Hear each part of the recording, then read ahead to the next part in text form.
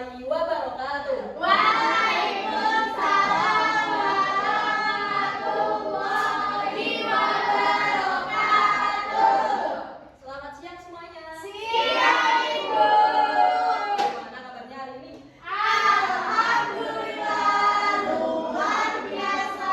Tetap semangat. Allahu Akbar. Sehat ya? Sehat. Oke, pada hari ini kita akan belajar mengenai apa? Teks puisi. Nah, sebelum kita belajar mengenai teks puisi, apa sudah ada yang pernah belajar mengenai teks puisi itu apa? Belum. Atau ada yang pernah membuat atau membaca? Belum. Karena kan pastinya kalian nggak punya sandaran, nggak punya tempat. Punya. Barangkali ada yang pernah bikin puisi atau gimana? Kan mencurahkan isi hati ya. Nah, sebelum kita lanjut ke dalam teks puisi, kita akan mengetahui terlebih dahulu tujuan pembelajaran kita pada hari ini. Yang pertama itu ada mampu menganalisis secara mendalam unsur-unsur pembangun puisi, yaitu berupa tema, amanat, diksi, imaji, dan gaya bahasa secara cepat. Lalu yang kedua ada mampu mengembangkan gagasan menjadi sebuah puisi yang bermakna dan kreatif. Lalu yang ketiga ada mampu menyajikan puisi melalui kegiatan pembacaan dan lafal, intonasi, dan ekspresi yang sesuai. Oke, sebelum kita mulai pembelajaran, sebaiknya kita berdoa terlebih dahulu agar pembelajaran kita pada hari ini berjalan dengan lancar dan sesuai dengan teks puisi itu apa. Oke? Untuk kelompok kelas, silakan dimulai. Dalam hati ya, berdoanya. Ketua kelas. Mulai. Selesai. Oke, kita akan belajar secara singkat mengenai teks puisi itu apa. Teks puisi itu karya sastra yang dibuat berdasarkan ungkapan perasaan penyair untuk menyampaikan pemikiran, pengalaman, nasihat ataupun kesenangan, kesedihan yang berisi yang tersusun secara indah dan mendalam. Itu secara umum. Dan secara KBBI, puisi itu adalah ragam sastra dengan penggunaan bahasa yang masih terikat oleh mantra, irama, penyusunan larik, bait ataupun rima. Selanjutnya ada jenis-jenis puisi. Nah, jenis puisi itu ada berapa, teman-teman? 5. Ada berapa? 3. 3. Apa saja? Puisi lama.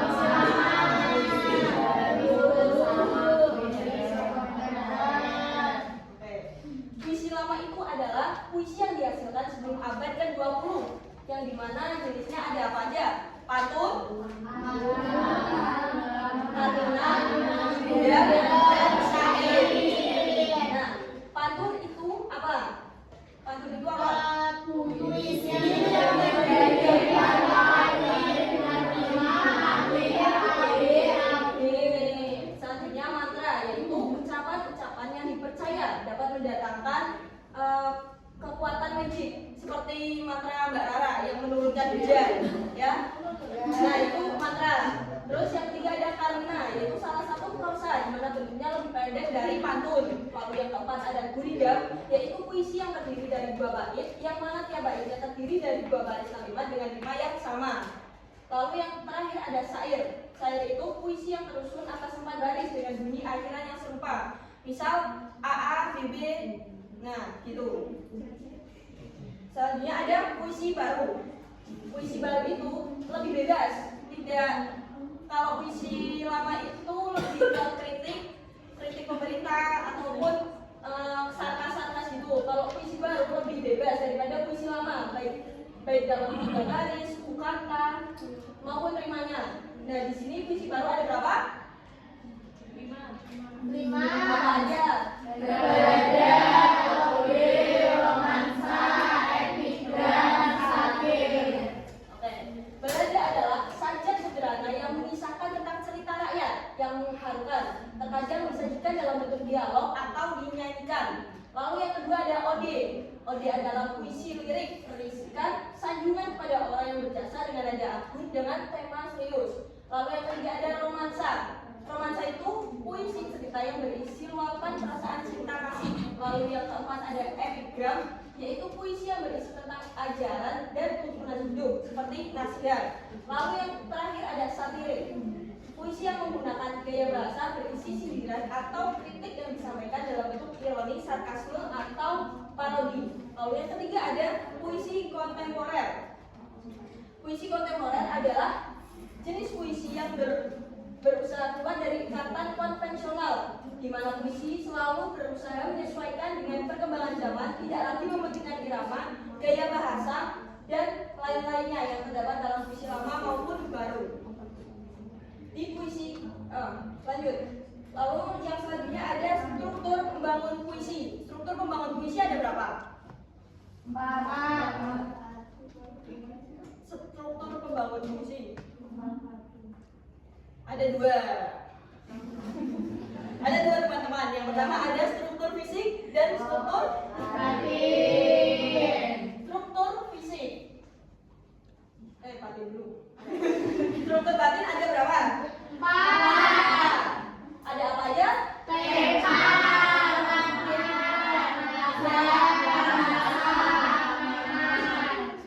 Sudah tahu apa belum? belum. Yang pertama ada tema. Dalam ciptaannya, puisi menggunakan bahasa sebagai media penyampaian pesan kepada pembaca.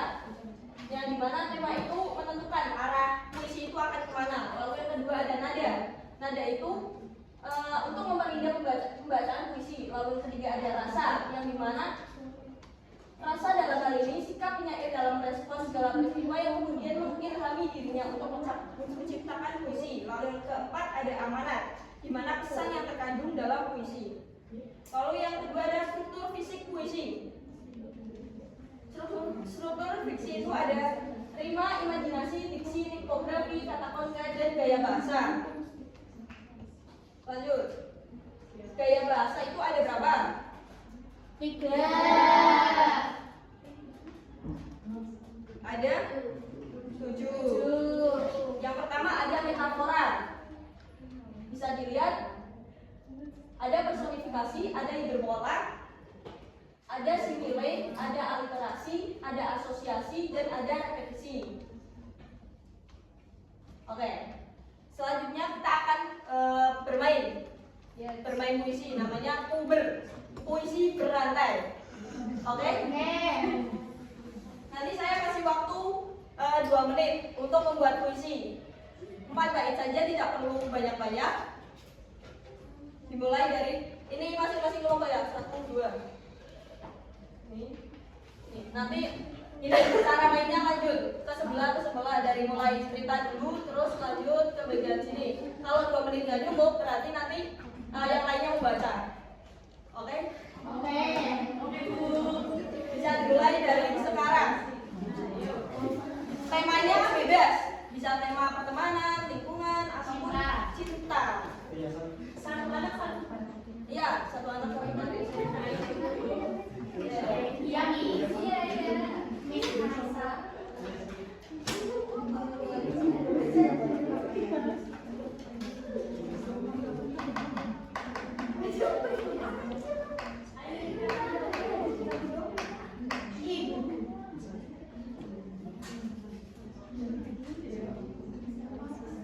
Kurang 30 detik, ayo.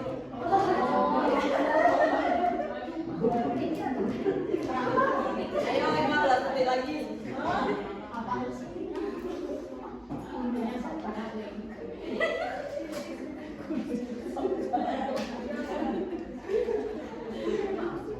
Ayo 1 detik lagi.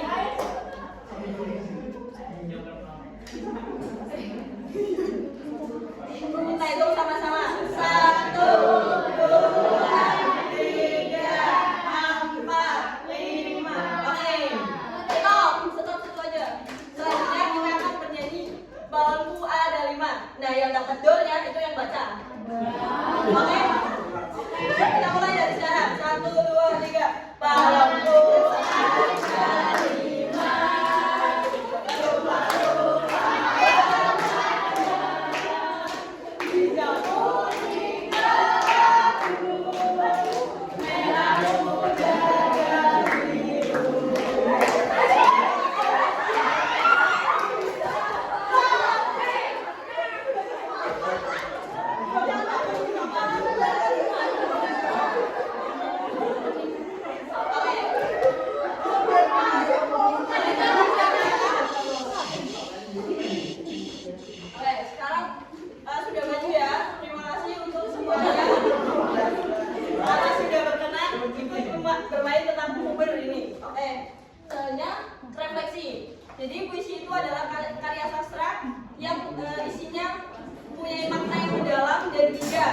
biasanya berbentuk pengalaman, kesenangan, kesedihan, dan lain sebagainya.